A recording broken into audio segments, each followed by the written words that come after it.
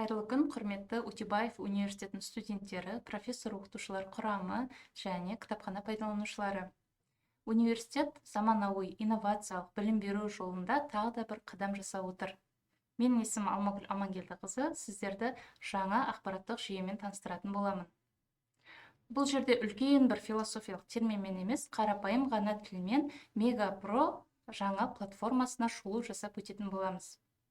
Біріншіден, жалпы бұл жүйе, бұл платформа не туралы деген сұраққа жауап бере кетейін.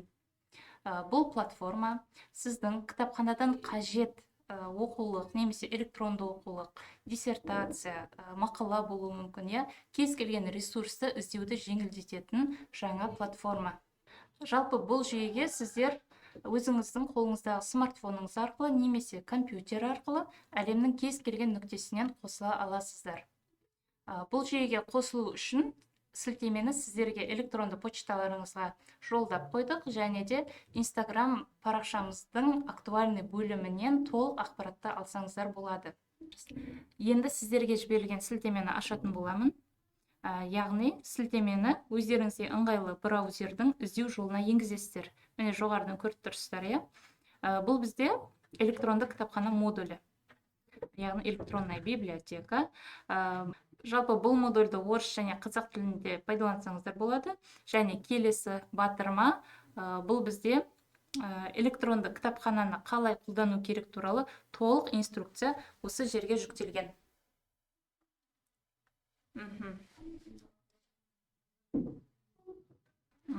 Бұл жерде келесі VT батырмасы, яғни сіз біздің университеттің оқытушысы немесе студенті болсаңыз, бұл жүйеге тіркеле аласыз, немесе біздің университетке қарасты емес кітапхана пайдаланушылар да бұл жүйені пайдалана алады. Тек сіздерге айта кету керек, электронды оқулықтар қолжетімсіз, яғни кітапхана қорында қанша данасы барын ғана көре аласыздар, әрі қарай электронды оқулыққа өте алмайсыздар. Яғни авторлық құқық қорғалған. Енді мысал келтірейін, сіздер біздің университетіміздің студентісіздер. Бұл жерге фамилия деген жерге өзіңіздің фамилияңызды енгізесіздер, ал билет нөміріне өзіңіздің иініңізді енгізсеңіз болады. Жүйеге солай тіркелген. Ал егер сіз оқытушы немесе университет қызметкері болсаңыз, бұл жерге фамилияңызды енгізесіз, және билет нөміріне өзіңіздің ұялы телефонның нөмірін 8775 немесе 8778 коды арқылы енгізсеңіз болады. Мен қазір студент ретінде кіремін. Фамилиям және өзімнің иін нөмірімді салдым. VT батырмасын басамын. Міне, біздің модульде бірінші тұрғаны бұл, яғни деректер базасын таңдап аламыз. Бұл фонд библиотеки Ауник. Келесі іздеу жолы, яғни бұл жерде бізде қандай іздеу түрлері бар? Простой, расширенный, по словарям және сквозной. Қазір әрқайсысына тоқталатын боламыз. Бірінші простой іздеу жолы. Бұл жерде міне көріп тұрғандарыңыздай кез келген терминді енгізсеңіз болады, немесе автордың атауын енгізсеңіз болады. Мысалға бұл жерге біз көп кездесетін термин математика деп енгіземіз. Математика оқулығы қажет, мысалы бізге. Бұл жерде астында көріп тұрсыздар. Кітаптың шыққан жылында енгізсеңіз болады, немесе бұл қандай ресурс болу керек? Оқулық, оқу құралы, немесе газет, журнал сияқты өзіңізге қажеттіні таңдап аласыз. Терминді енгіздік, астына қажетті жолды таңдадық, өзімізге қажетті найти батырмасын басамыз. Міне, біз тек қана математика терминін енгіздік, сол үшін бізге кілттік сөздегі математика сөзі бар, термині бар, яғни оқулықтың барлығын шығарып берді, немесе атауы математикадан басталатын, яғни математика сөзі бар оқулықтың барлығын шығарып берді. Бұл бір іздеу жолы, Бұл кітаптарды қазір қалай алуға болатынын алдыңғы іздеу түрінде түсіндіретін боламын. Келесі іздеу түріне өтейік, бұл бізде расширенный. Бұл жерде мысал үстінен келтіріп өтемін. Алдыңғы іздеу түрінен айырмашылығы, бұл жерде и, или, кроме терминдерін енгізсеңіз болады. Мысалға, маған керек математика, немесе, или математика негіздері. Мысалға, математика, немесе жоғары математика деген сияқты іздеу түрі бар осындай. Келесі бізде по словарям іздеу түрі. Айта кетейін, ең оңай, ең ыңғайлы іздеу түрі өзіме осы іздеу түрі болады. Бұл жерде таңдаймыз. Мысалға, көп кездесетін жағдайды мысалға келтіріп өтейін осы жерде, иә. Сіздерге оқытушы белгілі бір оқулықты, жаңағы оқу процесіне қажет оқулықты кітапханадан алып келуді тапсырады. Бізде көп кездесетін жағдай, студент оқулықтың авторын ғана атын біледі, ал ол автордың бірнеше оқулығы бар екенін жаңа білместен кітапханаға келу мүмкін, иә. Ондай жағдайлар көп болады. Сондықтан да бұл жерде жаңа өзіңізге бұл оқулық туралы, жалпы ресурс туралы қандай ақпарат белгілі, соны енгізесіз. Мысалға, сіз авторын білуіңіз мүмкін, иә, кітаптың атауын білуіңіз мүмкін. Ол екеуін де білмей, кез келген кілттік сөзбен де іздей аласыз бұл жерден. Кітапханада көп жаңа кездесетін жағдай дедім ғой, соның бірін мысалға келтірейін сіздерге, иә. Міне, авторы деп таңдаймыз бұл жерден. Жоғарғы авторды енгіземіз. Мысалға, сіз кітапханаға келдіңіз, маған Айдос Ерқараның кітабы керек дейсіз. Кітапханашы сұрайды сізден, қай оқулығы керек? Яғни жоғарғы математика, немесе өрістер теориясы деген сияқты, иә. Жаңағы сіз тек қана авторын білесіз, сондықтан да мына жерге жазамыз. Айдос деп іздеу жолына, иә. Міне, жүйе тауып берді. Былай дейді, Айдос Ерқараның 11 дана оқулығы бар дейді. Үстінен басамыз. Ары қарай найти батырмасын басамыз. Міне, платформа сіздерге Айдос Ерқараның қандай оқулықтары бар барлығын шығарып берді. Көріп тұрсыздар, иә. Енді библиографиялық жазбасымен танысу өтеміз мына жерде. Мысалыға, міне, Айдос Ерқара деп тұр мына жерде, Айдос Е деп тұр, ежі, жоғарғы математика. Қараймыз, қай бөлім керек сізге? Бірінші, екінші, немесе үшінші. Шыққан жылына да мән береміз, қай жылы оқулығы қажет, иә. Бұл жерде мысалы байқасаңыздар, электронный документ деп тұр. Яғни бұл оқулық электронды оқулық. Үстінен басып қараймыз, электронный документ. Бізде бұл жерде PDF форматта оқулық ашылады, бірақ міне байқап тұрғандарыңыздай, бұл жерде тек қана сіздерге оқу үшін ғана ашылады оқулық.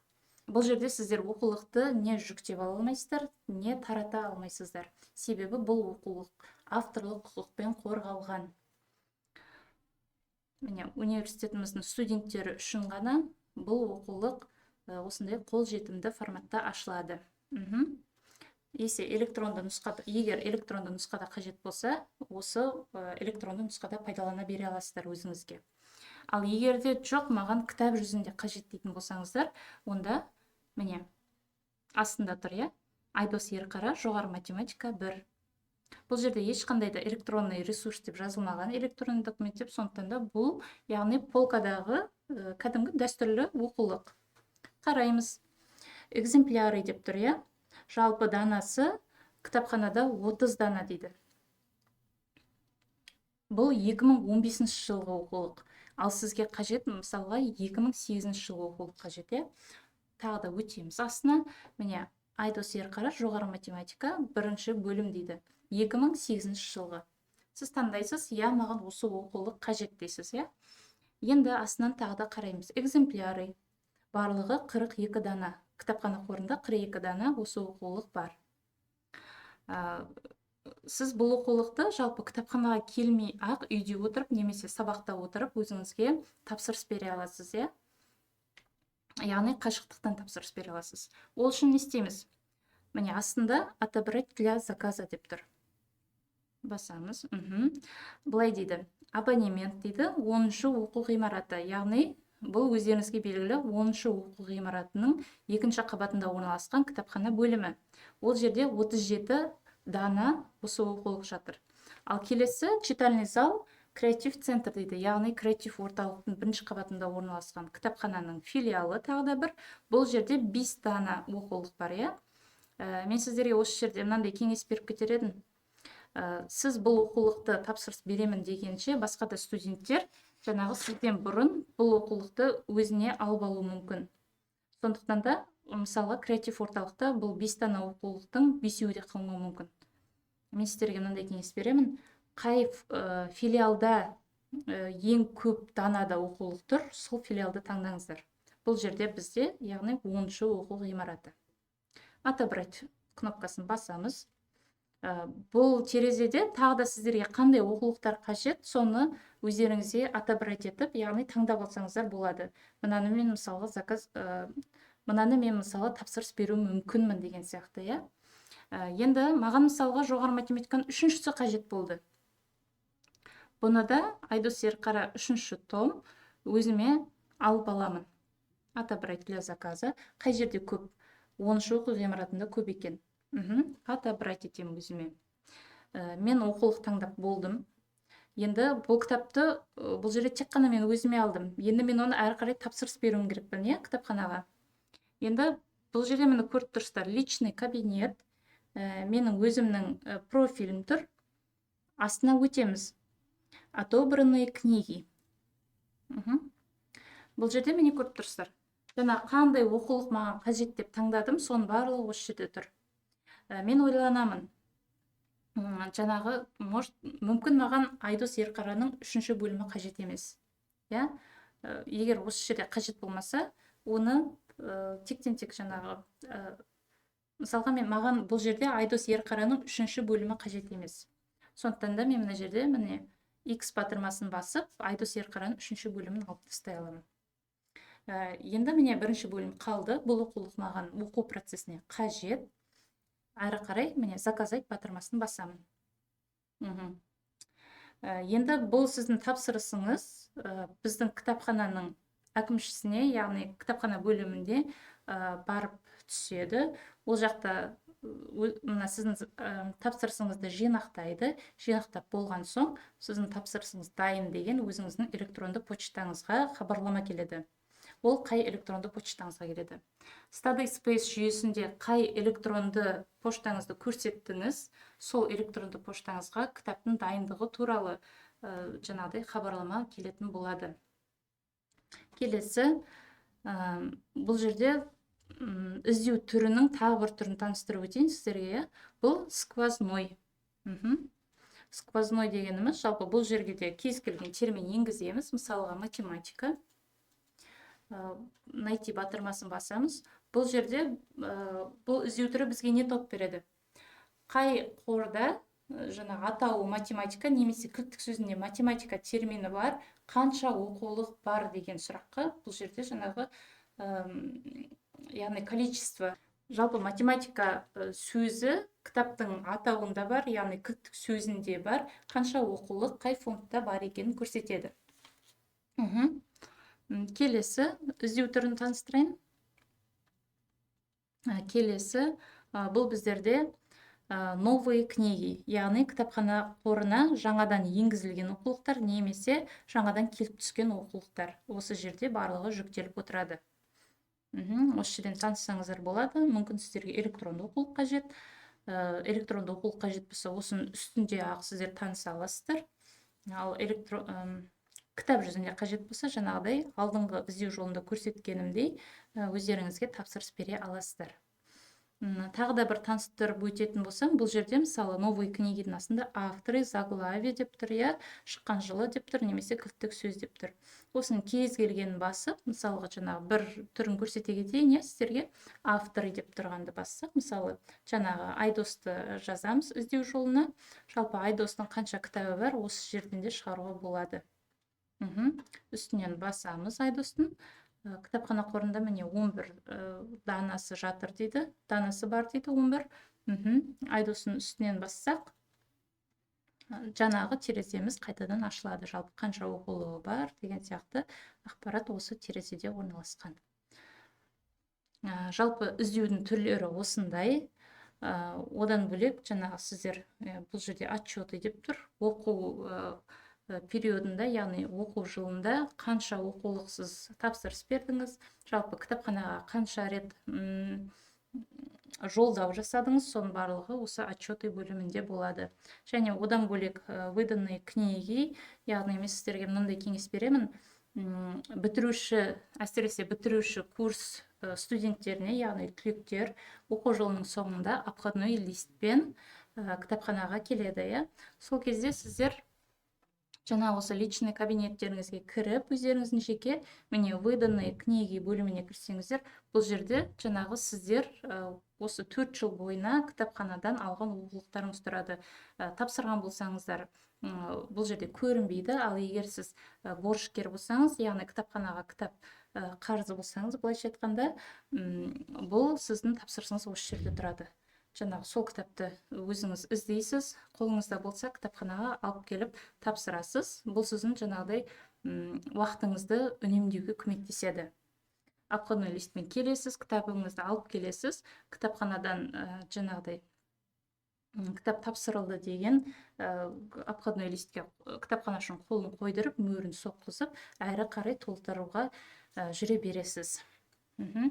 Заказанные книги жаңа көрсеткенімдей өзіңіздің тапсырыс берген оқулықтарыңыз, егер бұл тапсырыс орындалған болса, бұл жерден жойылады, яғни выданные книги бөліміне түседі. Келесі отобранные книги, бұл жерде өзіңізге жаңа алдағы уақытта оқимын деп алып қойған оқулықтарыңыз осы жерде тұрады. Отмеченные книги, бұл жерде өзіңіз оқу процесіне қажетті деп белгілеп қойған оқулықтарыңыз, бұл әсіресе профессор оқытушылар құрамына таптырмас мүмкіндік, осы отмеченные книги бөлімінде тұрады барлығы. Жалпы бұл жүйе сіздердің уақыттарыңызды үнемдеп, кітапхананың ресурстарын пайдалануды жеңілдетуге бағытталған. Тағы да қосымша сұрақтарыңыз болса, біздің Instagram, Facebook, Telegram әлеуметтік желілерімізге тіркеліп қойыңыздар. Сіздермен кітапханада кездескенше.